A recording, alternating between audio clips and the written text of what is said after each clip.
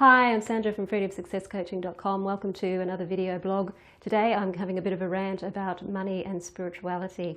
For all your heart-centered business owners out there, it's a real tough one. We are so programmed to believe that money and spirituality don't go together, that the thought of being able to have a business, a thriving business, where you're actually asking people to pay you for what you do to them, so you're helping them in some way, whether you're a massage therapist, a reflexologist, or a coach, or whatever it is that you do, if you're an artist, and you are helping people, inspiring people, and now you've got to take money from them. You've got to ask for money. And that doesn't feel comfortable. It somehow feels wrong to ask for money in return for your help. So that's asking somebody to give you something in return for you giving them something. It's asking them to value what it is you're giving them in reality. Now think of that. If a person takes from you and doesn't give anything back to you, you're just giving and giving and giving and giving.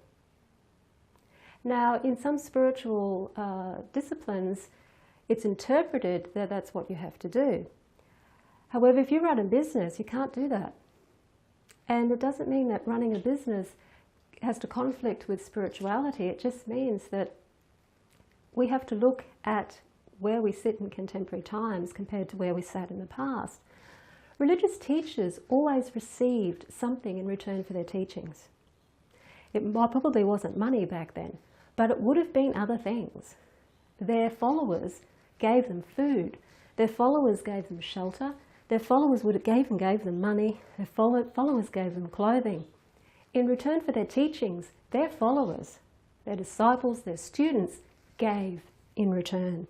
There was never a one-sided deal. So where on earth did we get that idea from? That you have to just give and not receive anything.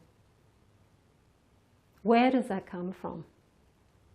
In the contemporary times, money is our exchange. In the Western world, money is the exchange. If you live in the West and you want to survive and thrive helping people, then money is something that you have to come to terms with. That money and spirituality aren't mutually exclusive. That money is an energy. It's a way of valuing what you have to give. It's a way of you valuing what you have to give and demanding that other people value what you have to give. Because if they're just taking from you and not valuing what you're giving them, they're not going to get the value of what you're giving them. It's like you give them something and you give them an apple and they take it and they throw it away. They don't even eat it. Or you give them an apple and they complain that it's not a banana. That's how it is with your clients, with your customers that don't want to pay for your services. If they're complaining about your prices and they're trying to bargain you down, it's the thing. You know, you offer apples and they want bananas. They're not valuing what it is that you have to give them. And if they can't value what you have to give them, they're not getting the value back themselves energetically. They're just taking, but they're not able to retain what it is that they're taking because they don't respect it for a start. They don't even respect what they're receiving if they're not respecting who you are and what you're giving. The more money you make, the more you can help people because that gives you more time and more resources to be able to help people. It gives you more energy to be able to help people, and it makes you feel better about helping people because you're not feeling resentment towards helping them and you're not feeling conflicted about taking the money from them.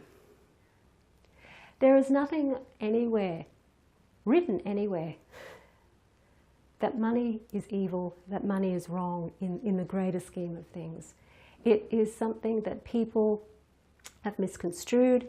It's a good way of keeping people oppressed and to keep the people who may be really greedy and really in the power possessing way, to keep them in power and everybody else not having the power, because everybody's led to believe that in order to be spiritual you need to be poor, in order to be spiritual you need to be give, and it's not important whether you receive. And if you look at the way the universe works, If you look at the way life works, life is all about giving and receiving. It's all about the flow between creation and destruction, giving and receiving. It's the flow between polarities, and it's an energy between things. It's not just a give, give, give, give, give. Nature wouldn't survive with a give, give, give, give, give. And nature doesn't survive from a take, take, take, take, take, as we notice now from the way the environment is, because we as human beings have been take, take, take, take, take from the environment. And now look what's happening.